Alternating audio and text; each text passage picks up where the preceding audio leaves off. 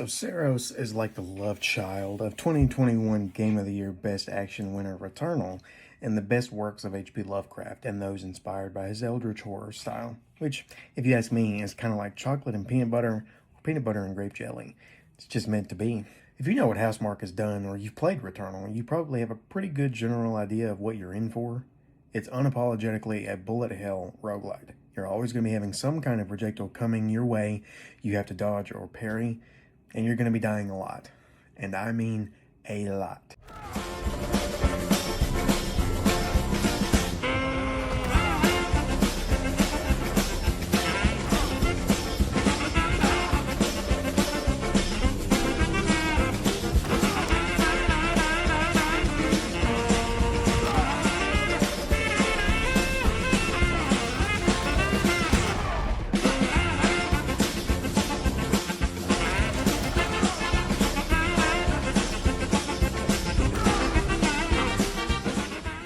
Saros is also quite a bit more narrative driven than I remember Returnal being. Keep in mind that I never actually finished Returnal when it released back in 2021.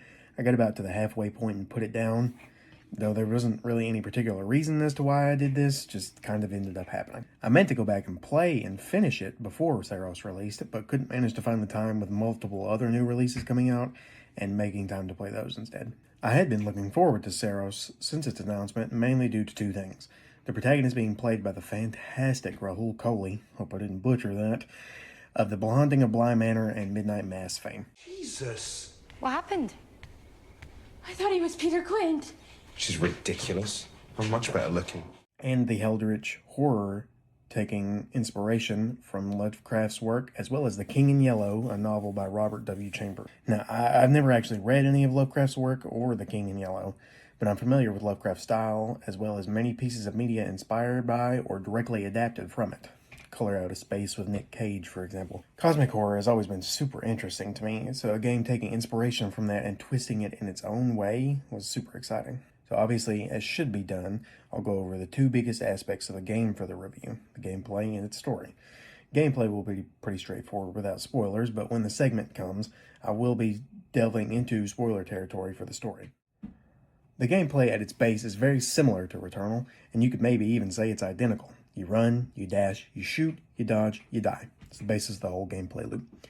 I'll admit that it's probably pretty niche.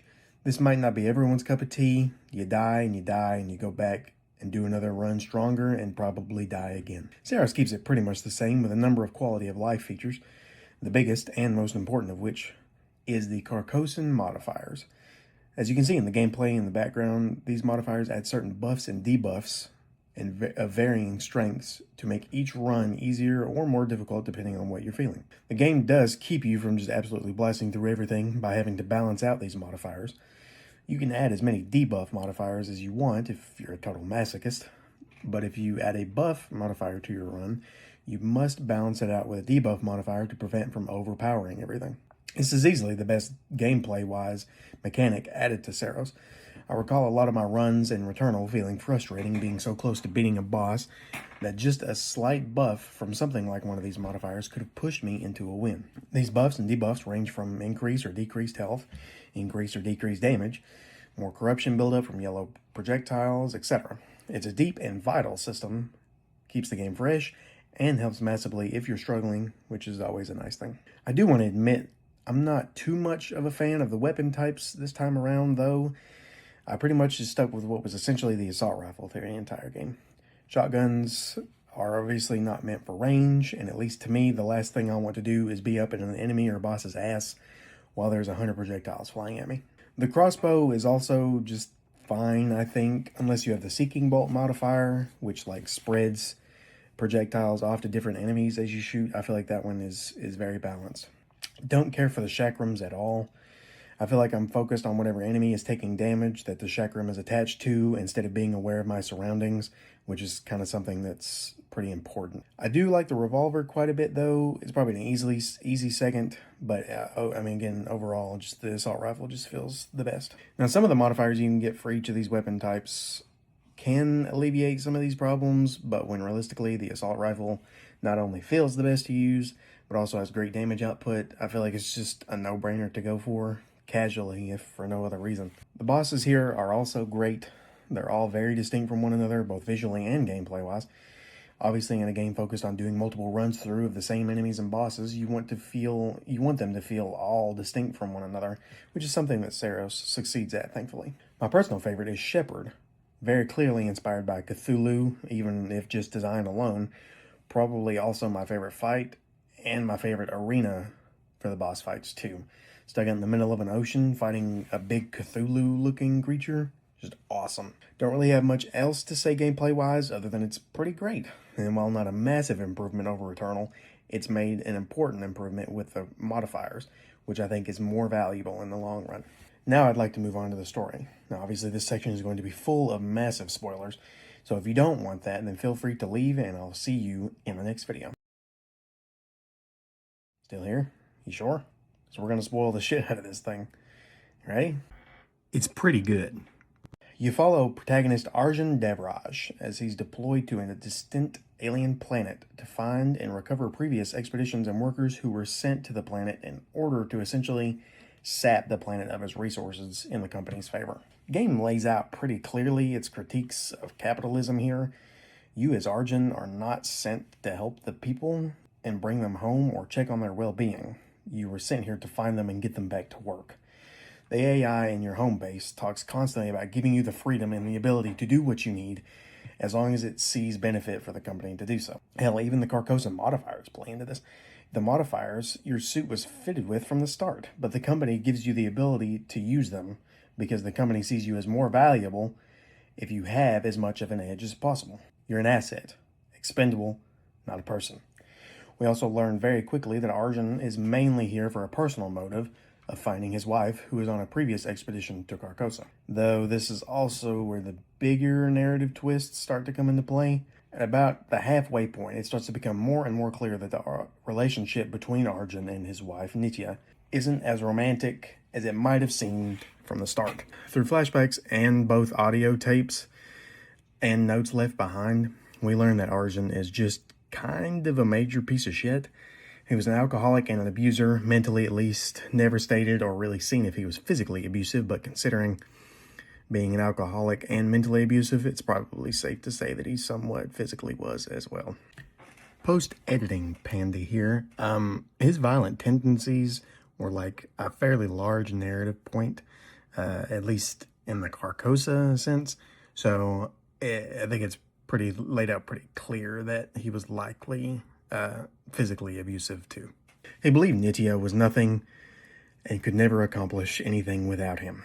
That's why she left for this expedition in the first place. We see during one of these flashbacks she was considering declining the offer to go, but Arjun was the push. She not only wanted a way out, but also wanted to prove to Arjun that she was capable and better off even without him. That was his whole motive to go, to find her and prove to her that she wasn't good enough on her own. His narcissistic behavior couldn't let his ex-wife accomplish anything on this alien planet without him. You start rooting for him, then later discover his motives and past aren't quite what they seem. It's a very similar situation to James Sunderland from Silent Hill 2, and I mean that with as much praise as I can possibly give. Obviously, neither James or Arjun are good men, but they're well written, so you feel conflicted about them. A little less so for Arjun, because you could look at what James did as mercy, but there's not really any glimmer of redemption for Arjun. The game honestly kind of lays out minor hints, even at the start, that Arjun and his motives aren't what they seem.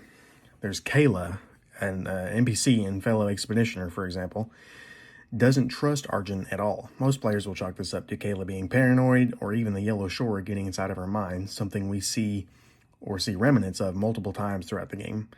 But in actuality, she just knows that he's a liar and an abuser and doesn't want to be on the same team as him. His violent tendencies are also on display pretty early as well. Anytime something doesn't quite go his way, it's a resort to violence. Shortly after your first run, for example, you come back to the Citadel, and one of your expedition members has been corrupted by the Yellow Shore. Not even thinking about it, Arjun just kills them. No emotion, no sympathy, just straight murder. You could chalk this up to being mercy, maybe, as there is no coming back from the Yellow Shore, but obviously we realize later that it was just an inconvenience to remove. The biggest realization of this comes from one of the flashbacks later in the game when we find out that Arjun killed his best friend and was actually being investigated for it, which was another reason he needed to leave on the expedition. Once you eventually reach the final boss fight for the first time, Arjun finishes the boss off in anger, which leads to the bad ending of the game. Arjun eventually transforms into the king, the final boss, and has Nitya by his side, mirroring what he believes their relationship back home was, her being nothing without him and him being a king over her. But the story obviously doesn't end there. You're revived and sent back to the Citadel to go back to the Yellow Shore to defeat him once again, accompanied by a disembodied voice who has a connection to Nitya. Nothing exactly changes again until you defeat him. Once you do so, it gives you the option to either finish him or walk away. Walking away gets you the true ending, though I wouldn't necessarily call it good. Arjun meets his wife on in the context of the scene, peaceful beach. Before she appears, he says, "I don't deserve more than this. I know that now." As he begins to again transform into the king, before he rips away his sun necklace that we've seen a few times throughout the game, behind by Nitya before she left for her expedition, a symbol of him letting go of Nitya, afterwards becoming normal again. They finally meet for real now. Nitya tells Arjun that this was her dream, not yours. Arjun tells her he took things too far and couldn't stop. He knows and is admitting he was poor to her, but for her that ship has sailed. She tells him, "You can't change what you've done, Arjun." She then tells him, "It's a new day. I wonder what you'll do with it." She knows he's changed and is not the man that she left, but again, that ship has long sailed for her. So she walks away, leaving Arjun for good. Arjun then stares off towards the ocean as red and blue lights start flashing. Up to this point, I feel like the narrative was pretty cut and dry, but this ending for Arjun feels as if it's left open to interpretation, though I don't necessarily see that as a bad thing. There's 3 ways that I feel it could be interpreted. Number 1 is it's Arjun's messed up mind is imagining everything that's been happening in the game as a way of coping with all the terrible shit that he's done, as the police lights are literally approaching him. 2 is that everything up to this point was real, but what happens on the beach is metaphorical.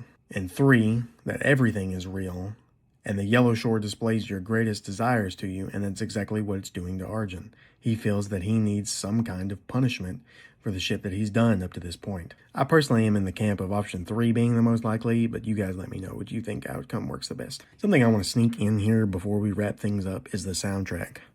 Good God, the soundtrack is so good. I'm kind of glad that I didn't get this script for this video done before now, because now the soundtrack is out on YouTube and music streaming platforms. Even if you have no interest in playing the game, please give the soundtrack a listen. I'll put a sample of the final boss track, which is my favorite in the game, here to give you a little taste and maybe spark you into seeking it out. It is genuinely just fantastic.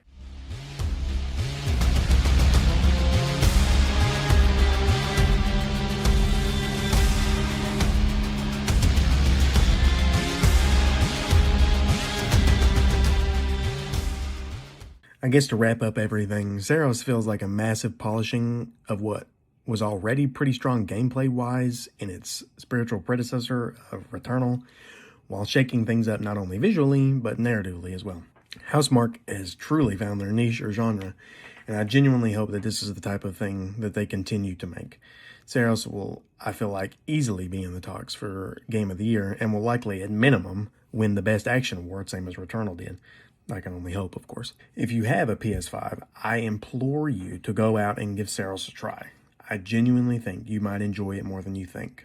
It's quite a gem. What's going on, guys? It's Panda post-editing here. I just wanted to add this little bit on to the end of the video. This is my first time trying something like this. I want to know what you guys think. I've been wanting to do content, to get back into content, but the type of content that I want to do, it's a little more difficult for me to try and set aside the time to like make long form type content, like a walkthrough video, which is basically all I've ever done, is make walkthrough type content. but I've wanted to try and make content. I've been thinking about making content that's less long form like this, but still be able to try to make some kind of content. And I thought a review might be the best way to go about it. Now, obviously, I finished Saros. I've even got the platinum. I've had this in the works, this review, writing the script and getting the footage and stuff and editing for the last couple of weeks, and have finally just managed to get it together. Finished the game like 2 weeks ago or something.